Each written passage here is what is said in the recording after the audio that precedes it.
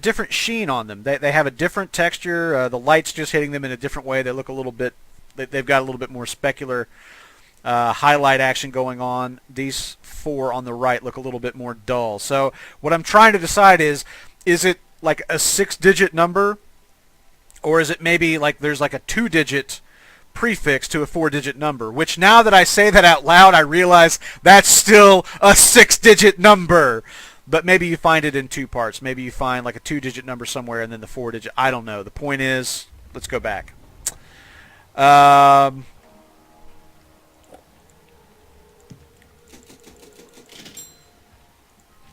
Memory Journal 3. It started to rain days ago and hasn't stopped since. I've spent hours sat listening to the rain patter against the glass of my window. If I close my eyes, I imagine the world beyond the window. New York, London, home. I tell you, I'm going to miss those trips to the smooth room. The smooth room is... it's the kind of place you go that you just don't want to leave. You know what I mean? I know you know what I mean. Oh, yeah. We already saw that one. Okay. So that's interesting. I guess I'll have to be... I'm not sure where I'm going to be going to get to that one, but we'll figure it out. All right, let me catch up on chat. No one should be worried in the smooth room. If you figure out the code for the case... that's just James is telling me that's just lighting on the combination. Nothing to worry about. See, this is what's great when you've got the developer of the game hanging out with you. That's a very interesting painting. When you've got the developer of the game hanging out with you, some of these answers are a little bit easier to come by.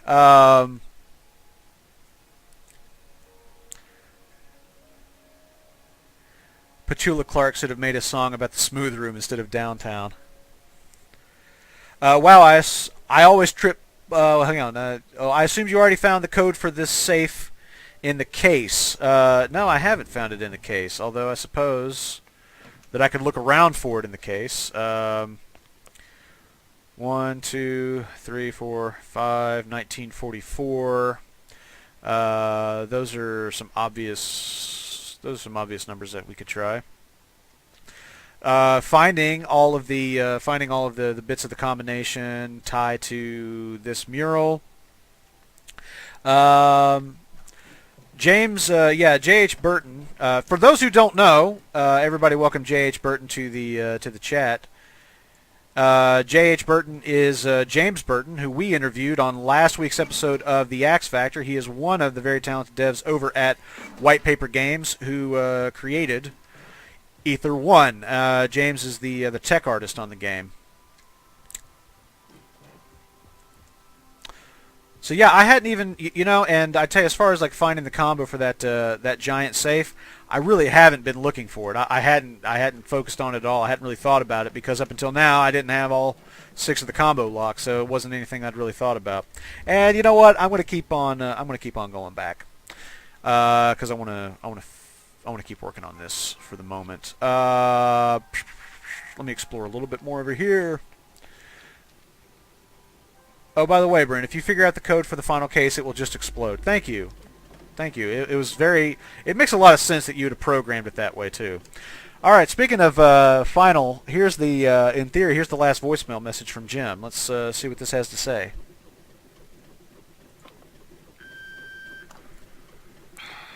Okay, this is getting ridiculous. I can't take the not knowing. I'm getting you out of there. It's gonna take me a couple of days to get things sorted out on my end, but just know that I'm getting you out of there. So, there's a few things that I'm thinking about.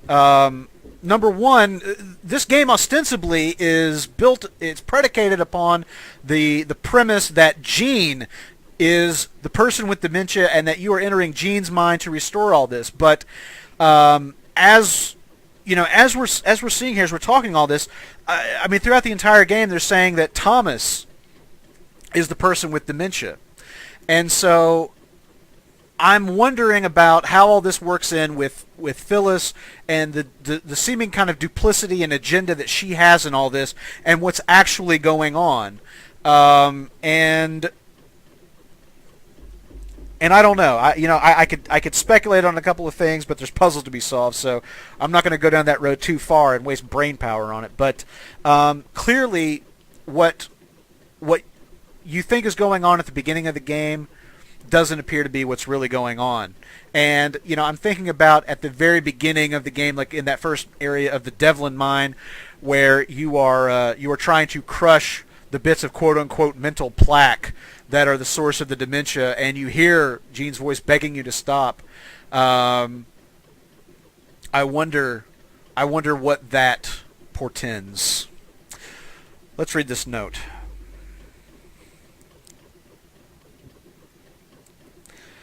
I was down in the depths again today. The stink of the unknown flooded the cavern. An air of the past can be felt in the back of your neck. The only sound to accompany us is the echoes of our work and the canaries tweeting away, hopefully never stopping.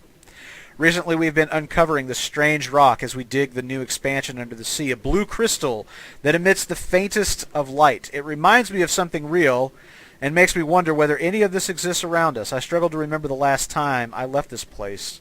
A ghost or memory, perhaps, I'm unsure, but the rock sure is beautiful.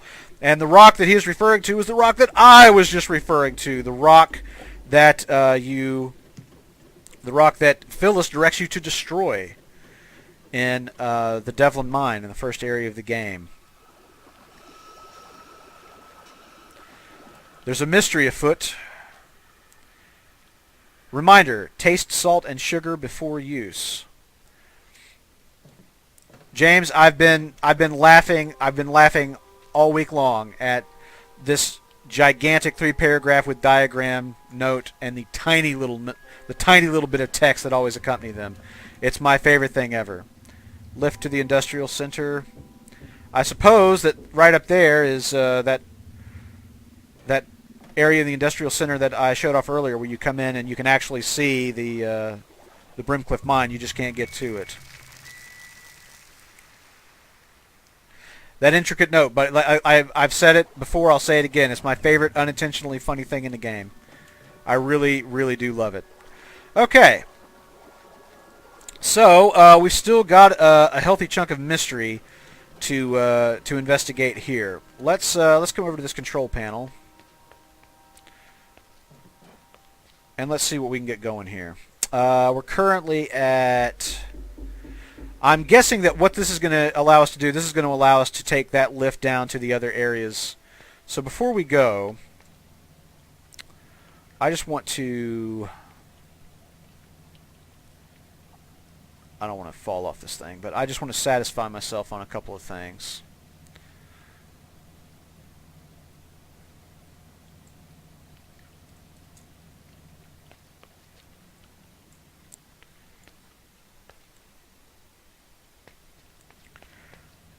Alright. I cannot get to that.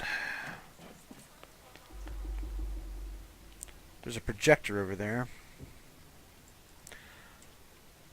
I see that walkway, but I don't see any way to get to it. Let me just run back up here and make sure that I haven't missed anything. Sheldon is asking what is with the ribbons, and to answer your question, the ribbons are the actual mechanism of progression through the game. So, as an example, nothing. The way that the game works is that the puzzles, like the things that I'm, breaking my own sanity over, they are optional. They are optional parts of the game. In order to advance through the game, in order to advance through the narrative, find out what's going on, and complete the game, all you really need to do is explore and pick up those ribbons. And each ribbon that you find will unlock a little bit of voiceover narrative that helps fill in the gaps in the story in the game. There's another one over there, and if you just go to an area, collect those ribbons, you need 8 per area. If you go back to the case, you can see here, I've collected 3 so far in the Brimcliff mine, so I've got 5 more to go before this door turns all glowy like this door, which would allow me to step through it. But anyway, you don't have to do the puzzles that I'm doing right now. It's just if you want to challenge yourself, which I do.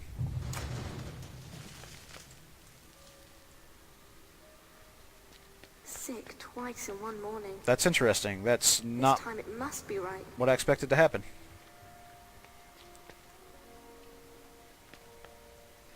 Alright, so we're going to grab... oh, there's all kinds of happy stuff. Hey, look! Pistons! Pistons! What do you know?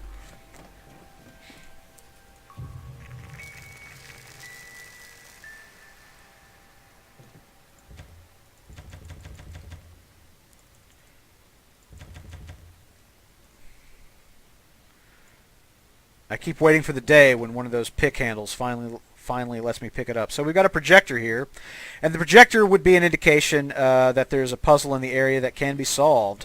So let's have a look around. Hey, a knocker! My favorite thing ever. Harry walked with his head slightly low, and without making eye contact. Please don't hate me, Rob. Andrew made me do it. Rob shoved the lamp at Andrew. I don't hate you, Harry. Don't judge me, Tralmaza. Let's just get the hell out of here. Just then, Rob stopped in his tracks. Oh, Tralmaza's saying, haven't seen a person so happy about pistons in a while.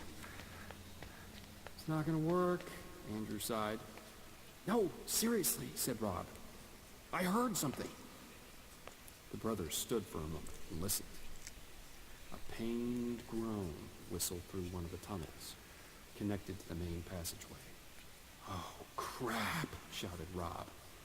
Tell me that's you again, Andy. Andrew's face dropped. No, that's nothing to do with me. Suddenly, knocking and banging 3 times louder than before, and moaning and yelling spilled from the mine, getting closer and closer. That, Andrew cried. Harry grabbed hold of Rob's arm. What are we going to do? I love this story. Like honestly, when my daughter's old enough, I may tell her this story. Tralmaza says Fort Knockers. If somebody hasn't claimed Fort Knockers as a porn star name, they need to do it now. Alright, so we've got a lever here that's got a 4-digit combo on it. We don't have a number for that yet. There's a pressure door, which I'm guessing is important.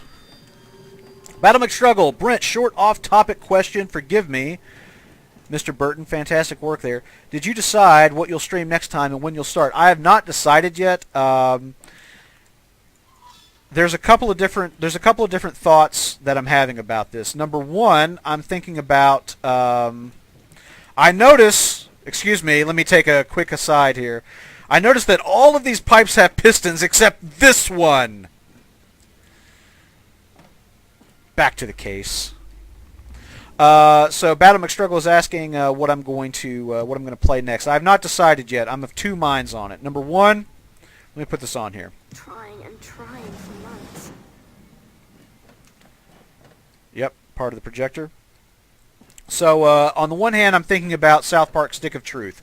I started that but haven't finished it, so I was thinking about maybe I'm gonna keep playing that. And then the other thing that I'm thinking about is starting Metal Gear or Infamous Second Son. I'm very eager to try one of those. I have not done this kind of streaming from my PlayStation 4. I've got this Elgato capture box that I can connect to my MacBook, and where I can stream the game. I can see the chat at the same time, but I can also it just gives me a little bit more control over it. I can record the broadcast, etc.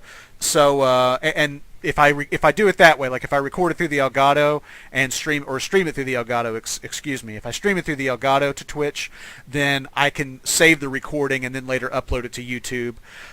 So I'm thinking probably, I don't know what I'm thinking yet. I'm still working it out in my head. So we'll see. But I'll let everybody know what I'm going to be doing, and I'll be announcing that on Twitch. I also wanted to say that.